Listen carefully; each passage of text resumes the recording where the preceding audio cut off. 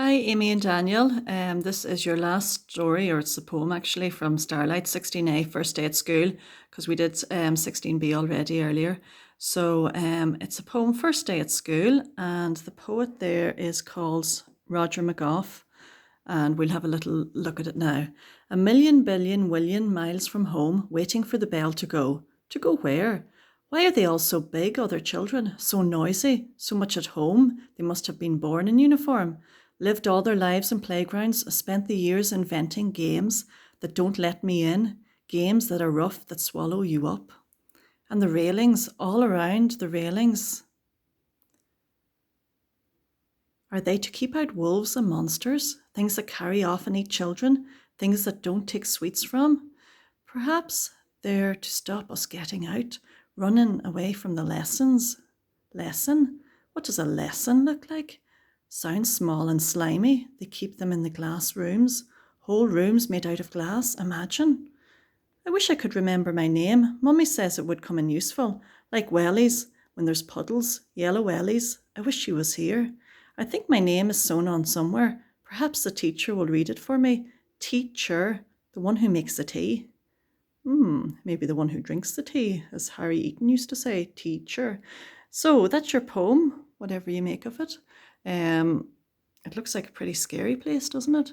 The boy doesn't look too happy to be there. He looks quite scared and thinks of monsters and ghouls and wolves and stuff in there. So let us have a look at the words first, and then we'll do the vocabulary. Okay, so the first one is uniform. So obviously a set of clothes you wear somewhere to school or to work or something, a uniform. Inventing, to make up something. Railings, a fence around a building. Imagine, if you can picture or envisage something. I could remember my name, I could recall it. And it's sewn in somewhere for me, it's stitched on. Okay. So, part C then, the vocabulary. The little girl liked her new school uniform. Outfit, dress, style, or appearance, and that's an outfit.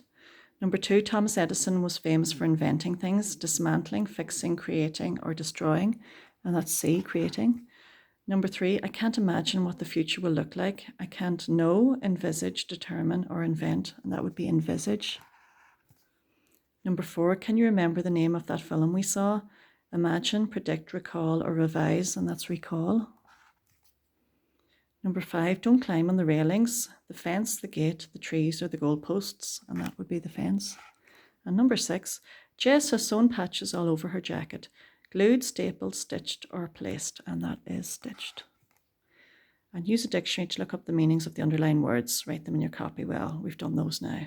So the vocabulary section there in D, you put in the words into the paragraph. So uniform, inventing, imagine, remember, railings, or sewn. I something when I was small, so I remember. Number 1 there, I remember. I remember when I was small, my friend Mike and I were fond of something new games. That would be number 2, inventing. One of these games involved climbing up the something and then jumping off. Climbing up the railings, number 3, and then jumping off. One day my something got caught in the railings and I was stuck there. So my uniform, number 4. Can you something my embarrassment when the teacher had to cut me free? Can you imagine? Okay. I was even more embarrassed when I had to go to school the next day with a flowery patch, something onto the seat of my trousers to cover the tear, with a flowery patch sewn. Number 6. Okay. Next one, the grammar, subject and predicate. So every sentence contains a subject and a predicate. The subject is who or what the sentence is about. And for example, the boy went to school, so the subject there is the boy. And the predicate tells us the action the subject does. So the predicate there is he went to school. Okay, write the sentences, circle the subject and underline the predicate in each sentence. So number 1, perhaps the teacher will read it for me. So what was circle the subject? So the subject there is the teacher. And underline, so I'll highlight the predicate, and read it for me would be the predicate. The firefighter ran into the burning building. So the subject there is the firefighter. And what action did they take? They ran into the burning building. 14 cars remained in the race. So the The subject there is the cars, and the predicate remained in the race. Apples grow on trees. Subject there is apples. The action they do, grow on trees. Men, women, and children can apply. So there's a number of subjects there, 3 of those, men, women, and children. And the action or the predicate can apply. I will start secondary school soon. So the subject is I, and the predicate is will start secondary school soon. Who is the man climbing the ladder? So the subject there is the man, and the predicate is climbing the ladder.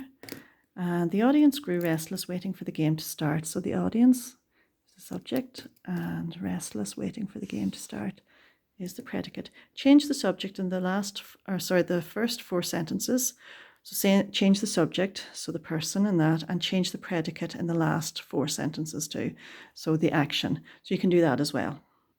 Okay, and I'll leave it at that section. You can leave the writing skills because it's just a mind mapping activity for a poem anyway. So I'll chat to you during the week. Take care, bye.